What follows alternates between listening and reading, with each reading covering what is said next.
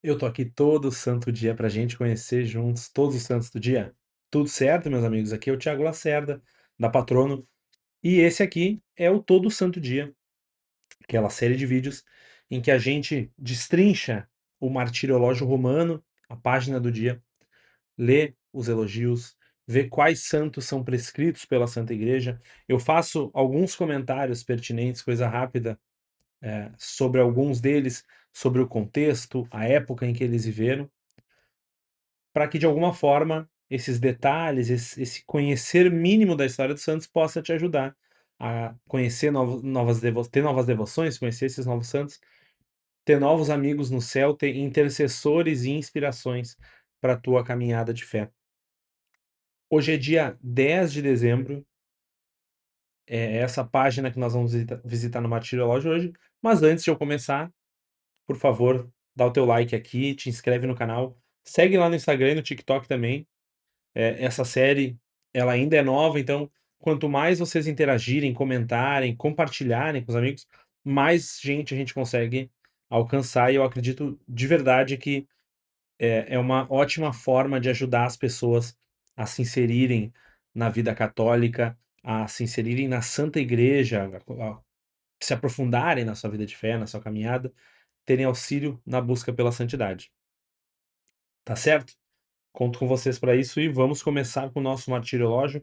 Eu vou botar o nosso mapa aqui, como a gente sempre faz.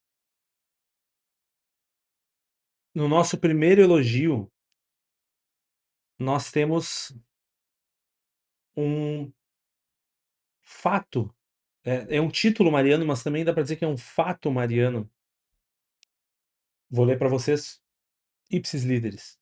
A bem-aventurada Virgem Maria de Loreto, na Itália, cuja veneração instiga a contemplação do mistério da encarnação do Verbo de Deus pela nossa salvação, ensinando-nos a reconhecer com espírito sincero a vocação cristã. O que é o título da Virgem de Loreto? A tradição nos conta que a casa de Nossa Senhora em Nazaré foi transportada para Loreto pelos anjos. Isso é uma devoção particular, mas de fato prescrita aqui pela igreja, tá? Não é, é não é um dogma, não é obrigatório crer nisso para ser católico, mas faz parte da tradição bimilenar da igreja. Nesse caso não é bimilenar porque a transladação veio muito posterior, né? Mas para vocês terem uma ideia de como é importante essa devoção na vida da igreja, você sabe aquela ladainha, a ladainha mais famosa de Nossa Senhora, que se reza no final do terço, a ladainha mais popular ou tradicional de Nossa Senhora se chama ladainha lauretana. Lauretana é de Loreto, ou seja, a nossa devoção mariana hoje tem muita influência dessa fé nesse fato, tá? Então, hoje se celebra a Virgem de Loreto, Nossa Senhora de Loreto. Loreto, eu vou botar, abrir o mapa e não botei, né? Eu sempre faço dessas. Loreto é uma cidade na Itália, tá? Eu vou botar na pesquisa aqui para ela nos dar o local certinho aqui, porque eu não sei se ela é no norte ou no sul. Ó, fomos direto a Loreto.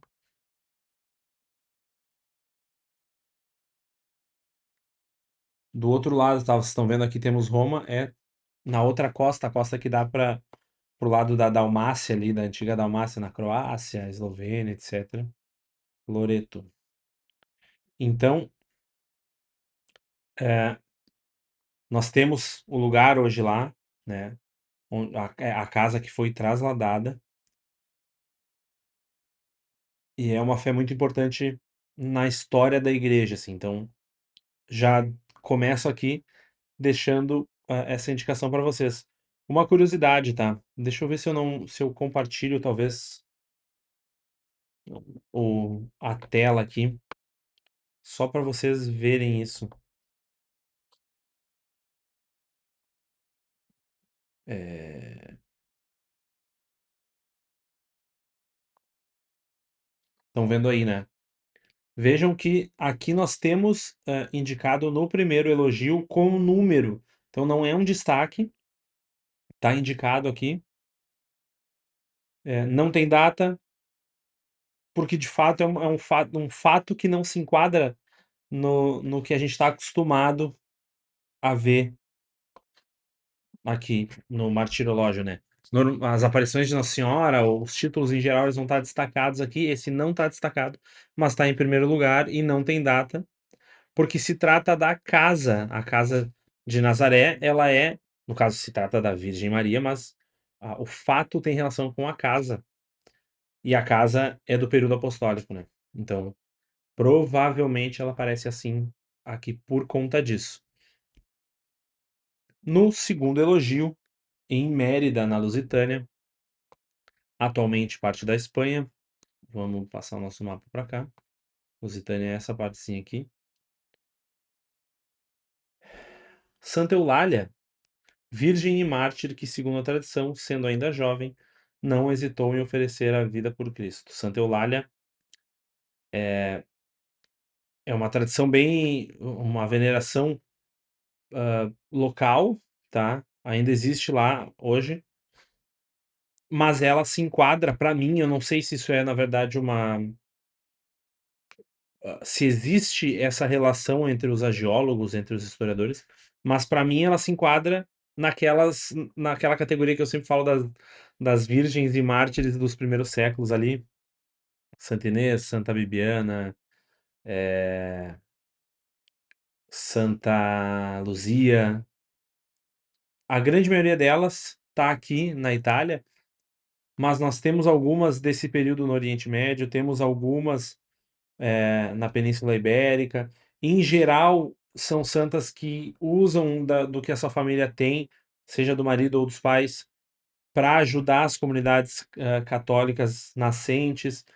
Muitas delas com problemas justamente pela sua opção pela virgindade, por não poder, não, pela família não aceitar esse tipo de voto. Então, ela se enquadra bem. Não temos tantas informações sobre ela, mas é uma tradição muito antiga, uma veneração, uma devoção muito antiga, tá? Importante, essa aqui é Santa Eulália de Mérida. Existe uma Santa Eulália de Barcelona que não é a mesma, tá? O local é parecido, não é o mesmo. Não é a mesma. No terceiro elogio, no cemitério de Trasão, junto à Via Salária Nova, ou seja, estamos em Roma, Santo Amaro, mártir que o Papa Damaso celebra como uma criança inocente a quem os tormentos não conseguiram afastar da fé. Já vimos um ou dois Santos Amaro aqui. Nós temos muitos Santos Amaros aqui. Ao longo do ano tem muitos santos com esse nome, e inclusive alguns se confundem, a devoção popular confunde entre eles. Esse especificamente não costuma ser confundido, justamente porque ele está inserido nas memórias damasianas, né? Papa Damaso, São Damaso, fala sobre ele, então ele tem uma origem que não é apenas popular, tá? De algum modo, isso traz pra gente que desde os primeiros séculos, vejam, século IV isso, tá? O há a preocupação dos católicos, dos bispos, dos papas, em registrar essas memórias de São Damaso. Era uma criança, não sei se dá pra dizer São Damaso, Santo Amaro era uma criança, não sei se dá pra dizer, qualquer, assim, mas no sentido de que era uma criança que foi martirizada. Provavelmente tivemos várias. E provavelmente muitas crianças morriam de outras coisas. Isso não era registrado, mas a comunidade cristã considerava importante esses registros desde o princípio. E a devoção a eles, né? Existia já uma veneração a esses santos. No quarto elogio temos São Gemelo. O martirológio apenas nos indica que foi na Ansíria, na Galácia, hoje Ankara, na Turquia. Galácia da carta aos Gálatas, tá? Foi um mártir, São Gemelo, na Ásia Menor, uma igreja das primeiras igrejas que nós tivemos, mas não temos muitas informações sobre ele. Provavelmente há alguma veneração local aqui. No quinto elogio, voltamos para Roma, temos um papa. Eu ia dizer mais um papa, mas São Damas foi citado aqui, não é o dia dele hoje. Em Roma, junto de São Pedro, São Gregório III, papa que fomentou a pregação do evangelho aos germanos e, em oposição aos iconoclastas, adornou as igrejas da urbe com sagradas imagens. Ou seja, 741, primeira coisa, iconoclastas. A gente já viu alguns santos que combateram os iconoclastas aqui, né? O imperador Leão III, o imperador Leão V, lá de Constantinopla. O movimento de afirmação disso, inclusive, se dá no adorno das igrejas da urbe, ou seja, da própria Roma, afirmando essa fé católica, tá? De fato, as imagens, elas foram combatidas ao longo por muitas linhas de hereges, de rebeldes, enfim, mas nós temos imagens desde o princípio, imagens de Cristo, imagens dos santos, imagens de Nossa Senhora. Então, ao mesmo tempo que é uma fé, é uma prática católica que perpassa os milênios, também é algo que vem sido combatido há milênios. Hoje nós temos o protestantismo atacando isso veementemente.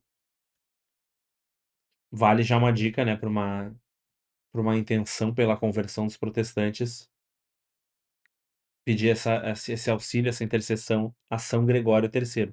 O outro ponto é sobre aquilo que a gente fala das viagens. Vejam, ele foi um fomentador da pregação do evangelho aos germanos, os germânicos.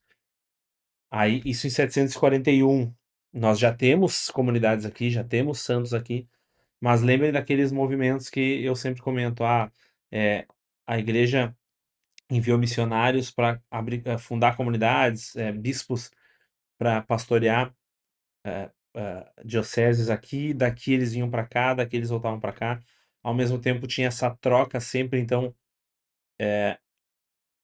a, o- a origem, como São Gregório III, desses movimentos é muito interessante ser estudada, então vale esse aprofundamento, tá? Certamente nós temos documentos do Papa São Gregório III sobre isso, e muitas das dioceses daqui devem a ele esse empreendimento missionário. No sexto elogio, temos São Lucas, bispo, na Calábria, no mosteiro de São Nicolau de Vitorino. São Lucas foi bispo de Isola di Capo Rizzuto, que trabalhou incansavelmente pelo bem do povo e na formação dos monges. Tá? 1114, demos um salto aí de uns 400 anos já. Temos então um bispo de formação monástica,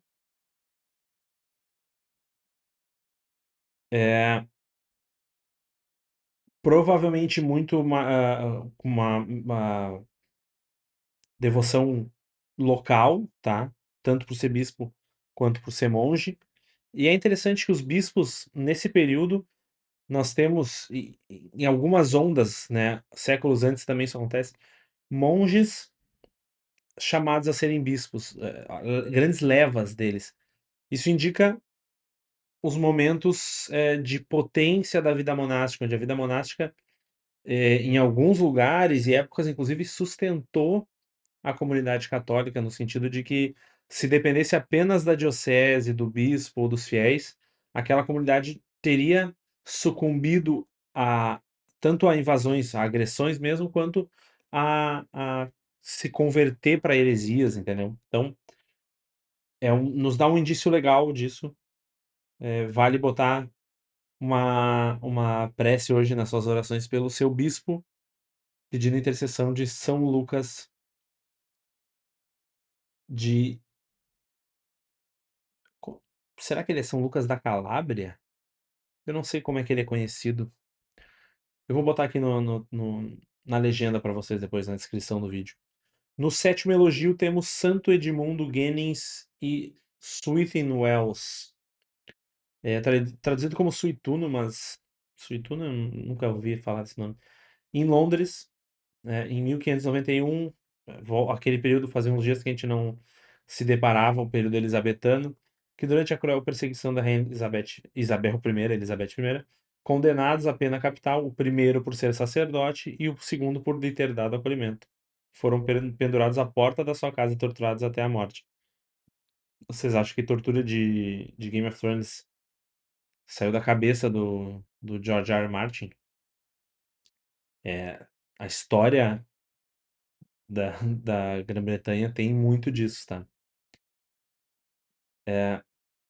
Não tem muito. Pra quem já viu os vídeos, os episódios anteriores, os dias anteriores, a gente sempre se depara com esse período, um período de grande martírio, que ser sacerdote era proibido, era tido como, já que a religião era anglicana, a religião do Estado, ser sacerdote era tido como traição à coroa, tá?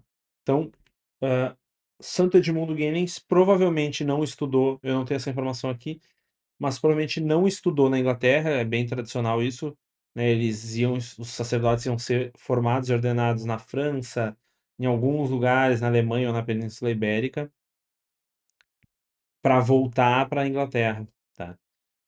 E nós já tivemos também casos de mártires como São Suiton Wells, que foram martirizados por acolher sacerdotes. Então, a gente se depara muito com isso. Vamos passar o mapa para lá, que eu esqueci, mas é em Londres, tá? No oitavo elogio, também em Londres, então ficamos aqui.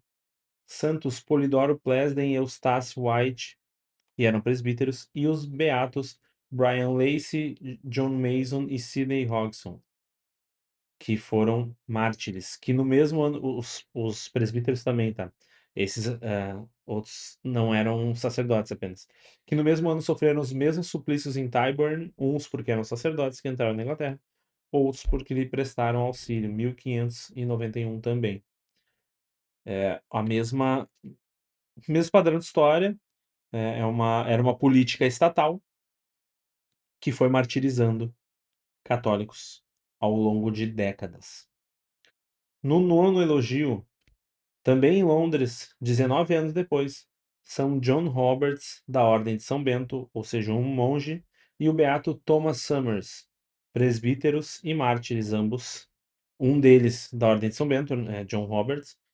Thomas Summers era sacerdote secular, sacerdote da diocese, né? Presbíteros e mártires que no reinado de James I, condenados por serem sacerdotes, foram enforcados, tendo abraçado os malfeitores ladrões submetidos ao mesmo patíbulo. Mais uma mesmo contexto, apesar de já ser um reinado seguinte. Até eu falei aqui sobre um era beneditino, outro era sacerdote regular. Não sei se vocês estão familiarizados com esse termo, mas em geral secular e regular. Regular são os que seguem a regra, né, a vida religiosa. Seculares são aqueles que são diocesanos. A maioria dos padres, na maioria das dioceses, é diocesano. Ele tá apenas sob a hierarquia do bispo. Os regulares estão dentro da hierarquia da vida religiosa, com outros votos, né? Eles são religiosos e sacerdotes. Se tiverem dúvidas disso também, comentem aqui, porque a gente pode falar sobre isso especificamente, dar exemplos de santos que foram regulares, foram seculares, etc. 1610, tá? Esse. Agora vamos no décimo elogio, voltamos para a Itália, em Turim, quase na fronteira com a França. O beato Marcos Antônio Durando, da Congregação das Missões, que fundou a Congregação das Irmãs de Jesus Nazareno, para prestar assistência aos enfermos e aos jovens abandonados. Itália, fundador, um dos últimos elogios, estamos falando daquele período mesmo, século XIX, aqui é 1880. E o culto dele é sobretudo local, mas ele faz parte desse contexto que também eu não sei se as pessoas, se os historiadores têm essa definição, esse período aqui, mas para mim isso é muito claro que é o período dos grandes fundadores italianos, que a gente vê reflexos às vezes em fundadores espanhóis, em fundadores em outras regiões, na França e tal, mas na grande maioria são os italianos, em especial de Roma para cima, assim, no norte da Itália. Temos, de fato, muitos fundadores nesse período. Quem me acompanha aqui já desde os primeiros episódios sabe disso, já me ouviu falando, tá cansado de me ouvir falando. E eu sempre indico, apesar de ainda não ser santo, Beato Marcos Antônio Durando tá indicadíssimo aí para um dos que vale a pena se aprofundar. No 11º elogio, na Espanha, os dois próximos elogios estão no mesmo contexto, tá? Beato Gonçalo Viñes Macipe, presbítero e mártir. Na Espanha, 1936, Guerra Civil Espanhola. No 12º, nós temos, em Picadeiro de Paterna, na mesma província, os beatos mártires Antônio Martim Hernandes, presbítero, e Agostinho Garcia Calvo, religioso, ambos salesianos. Então, vejam a diferença. Dois religiosos. Um deles era apenas religioso, Agostinho Garcia Calvo. O outro era religioso e ordenado sacerdote, era um sacerdote regular, Antônio Martim Hernandes. Mesmo período da Guerra Civil Espanhola. Para vocês entenderem como é importante estudar esse contexto, a gente vê quase todos os dias aqui mártires desse período. Encerramos aqui o nossa martiriológio de hoje, de modo breve, ou mais breve possível, para que vocês pudessem ter esse panorama, pelo menos ouvir falar nesses santos e no contexto em que eles estavam inseridos minimamente. A minha pretensão aqui não é dar uma aula sobre cada um desses santos, não é que vocês saiam formados sobre a vida dos santos, até porque é impossível conhecer todos os santos, né, intimamente, mas que de algum modo se pudesse chamar atenção, assim como se estivessem num evento presencial e tem uma pessoa ou outra que chama atenção, etc.